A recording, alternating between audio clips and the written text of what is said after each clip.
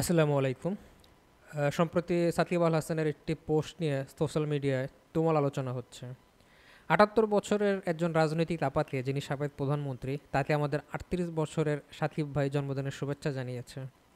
এটা নিয়ে পথে বিপথে দুটো জনমত তৈরি হয়েছে। যাই হোক, সাকিবের এই আলোচনা ব্যক্তিগত এবং এই আলোচনা আবেগপ্রবণও বটে। কিন্তু আমি এই আলোচনাকে একটু ভিন্ন দিকে নিয়ে যেতে চাই। আমি চাই আপনাদের দৃষ্টি পড়ুক আরও গভীরে, আরও মৌলিক একটি প্রশ্নের দিকে।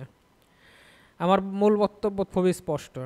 খেলাধুলা দেখা, বিশেষত যেটা আমরা টিভিতে দেখি, যেটাতে আমাদের দৈহিক কোনো পরিশ্রম হয় না, মানে টিভিতে ক্রিকেট, ফুটবল এই ধরনের প্যাসিভ বিনোদন দেখাটা আমাদের জন্য সময়ের চূড়ান্ত অপচয়। আমি জানি আপনাদের জন্য কথাটা কঠিন, কিন্তু সত্য হলো খেলাধুলার প্রতি আমাদের এই সীমাহীন আবেগ, দিনের পর দিন টিভির সামনে বসে থাকা, এর বিনিময়ে আমরা ব্যক্তিগতভাবে বা জাতি হিসাবে ঠিক কী অর্জন করছি?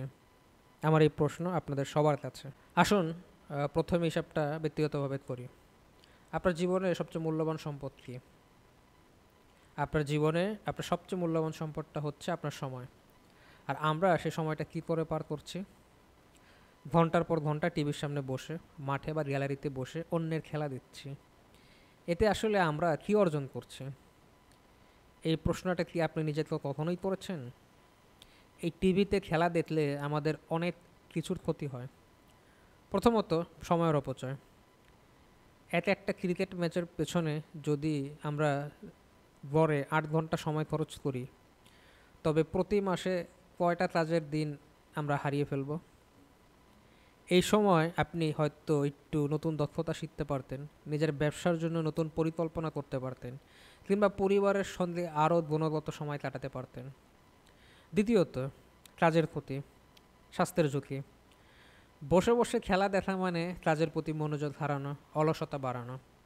দিনের পর দিন বসে থাকা মানে হচ্ছে শরীরের ক্ষতি, পেশাগত জীবনের ক্ষতি। আমরা নিজেদের শরীরের ক্ষতি করছি আর কর্মক্ষেত্রে পিছিয়ে যাচ্ছি। এই প্যাসিভ বিনোদনের ফলশ্রুতিতে আমরা নিজেদের জীবনের সবচেয়ে গুরুত্বপূর্ণ দিকগুলো থেকে নিজেদের নজর সরিয়ে নিচ্ছি।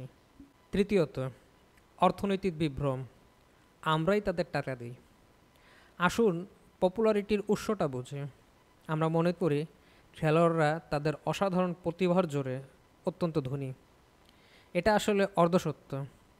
খেলোয়াড়দের জনপ্রিয়তা বা অর্থ আয়ের মূল চাকা আসলে ধরায় টাকে। এটা হচ্ছে আমরা, এটা হচ্ছে আপনারাই। আমরা ঘন্টার পর ঘন্টা খেলা দেখে বলি টিআরপি বাড়ে। টিআরপি বাড়ে বলেই বড় বড় কোম্পানিগুলো বিজ্ঞাপনের পেছনে টাকা ঢালে। আর সেই বিজ্ঞাপনের টাকা থেকেই সাকিব আল হাসান বা অন্য ক্রিকেটাররা কোটি কোটি টাকা উপার্জন করেন। যদি আপনারা খেলা দেখা বন্ধ করে দেন, তবে কি হবে? ক্রিকেটারদের জনপ্রিয়তা বাংলাদেশের হকি খেলোয়াড়দের চেয়েও বেশি হবে না? আপনি মনে করে দেখুন তো, বাংলাদেশের বিগত চলচ্চিত্র শিল্পীদের, তারা বারবার বলে যে আপনারা হলে আসুন, আমাদের ছবি দেখুন, আমরা ভালো ছবি বানাই। তাদের ছবি এখন মানুষ কম দেখে, যার জন্য তাদের জনপ্রিয়তা, তাদের আয়ের উৎস অনেক কম। ক্রিকেটারদের এত টাকা, এত বিজ্ঞাপন, এত পরিচিত থাকবে না যদি না আপনারা তাদের খেলাটা দেখেন। খেলোয়াড়রা আমাদের বিনামূল্যে কোনো বিনোদন বা আর্থিক সুবিধাই দেয় না, উল্টো আমরাই আমাদের মনোযোগ, আমাদের সময় দিয়ে তাদের টাকার সংস্থান করি। এই সহজ সূত্রটা যদি আপনারা বুঝতে পারেন যে আমরাই তাদের দাতা, তারা আমাদের দাতা নয়। চতুর্থত, জাতীয় উন্নয়নে খেলাধুলার আসলে কোনো মূল্য নেই। খেলোয়াড়দের প্রতিভা বা তাদের মাথার মেধা নিয়ে আমার কথা বলার প্রয়োজন নেই, কিন্তু সবচেয়ে গুরুত্বপূর্ণ প্রশ্ন হলো, খেলাধুলা দেখে কি আমাদের দেশের আসলেই কোনো উন্নয়ন হচ্ছে? আমরা যখন ক্রিকেটে একটা জয় পাই, তখন হয়তো একদিনের জন্য জাতীয় আবেগ তুঙ্গে থাকে, কিন্তু এতে কি দেশের দরিদ্রতা দূর হয়, বেকারত্ব কমে, হাসপাতালের চিকিৎসা ব্যবস্থা উন্নতি হয়? এতে কি আমাদের দেশের আইন শৃঙ্খলা ভালো হয়? এতে কি আমাদের দেশের আসলেই কোনো উন্নয়ন হয়? উত্তরটি নির্মমভাবে না। দেশের আসল উন্নয়ন হয় অর্থনীতিতে, শিক্ষায়, প্রযুক্তিতে, নীতি নির্ধারণে। এই কাজগুলো করার জন্য প্রয়োজন কঠোর পরিশ্রম, মনোযোগ এবং মেধা, যা আপনি টিভির সামনে বসে অপচয় করছেন।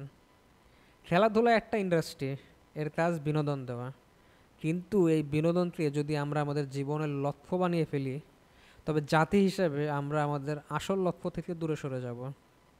খেলাধুলার এই বিনোদনের আসলে সামগ্রিক ইন্ডাস্ট্রি বা সামাজিক অর্থনীতিকে কোনো মূল্য নেই। আমি উপসংহারে আসি এবং আপনাদের সবার প্রতি আহ্বান করি, এবার সিদ্ধান্ত আপনার। এর দিকে আছে অলস বসে থাকা, অন্যের সাফল্য দেখে সময় কাটানো, আর নিজেদের জীবনের গুরুত্বপূর্ণ ক্লাস ফেলে রাখা। আরেকটা দিক আছে, সেটা হচ্ছে আপনার সময়, আপনার শ্রম, আপনার মেধা, যা আপনার নিজের দক্ষতা উন্নয়নে আপনি ব্যয় করতে পারেন, আপনার পরিবারের জন্য আপনি ব্যয় করতে পারেন এবং আপনার দেশের প্রকৃত উন্নয়নে আপনি বিনিয়োগ করতে পারেন। এখন আপনিই সিদ্ধান্ত নেবেন আপনি কোনটা করবেন। টিভির সামনে আরেকজনের খেলা দেখে বৃথা শান্তি বা কষ্ট নেবেন, নাকি এই সময়টা নিজের ও মানুষের উপকারে ব্যয় করবেন। আমরা যারা মুসলিম, আমাদের ধর্মেই বলা আছে এমন খেলা হারাম যাতে কোনো শিক্ষা নেই এবং যাতে সময়ের অপচয় হয়। তারপরেও যেসব খেলা আপনি নিজে দৈহিকভাবে খেলেন তাতে অন্তত কিছু পজিটিভ জিনিস আছে। আপনার মন ভালো থাকে, আপনার ব্যায়াম হয়, কারণ আপনি সেটা নিজে খেলছেন প্র্যাকটিক্যালি। কিন্তু আরেকজনের খেলছে আর আপনি সেটা টিভিতে বসে দেখছেন, এতে আপনার কোনো উন্নয়ন নেই, বরং আপনার বিরাট ক্ষতি। আর যারা খেলছে তারা দেখা গেছে সেই খেলার বদলতে এমপি, মন্ত্রী, মিনিস্টার হয়ে যাচ্ছে। তারা যদি তাদের যোগ্যতায় হয় তাহলে আমার কোনো আপত্তি নেই, কিন্তু তারা কি আসলেই তাদের যোগ্যতায় হচ্ছে? ভালো খেলা কি ভালো মানুষ হওয়ার একটা যোগ্যতা? আসুন অন্যের খেলা দেখা বন্ধ করে নিজের জীবন উন্নয়ন নিয়ে কাজ শুরু করি। আসুন প্যাসিভ দর্শক না হয় নিজের জীবন যুদ্ধে সক্রিয় হই। আপনার জীবনের সেরা সময় আপনার মনোযোগ কোথায় দেবেন এই সিদ্ধান্ত আপনার। ধন্যবাদ সবাইকে।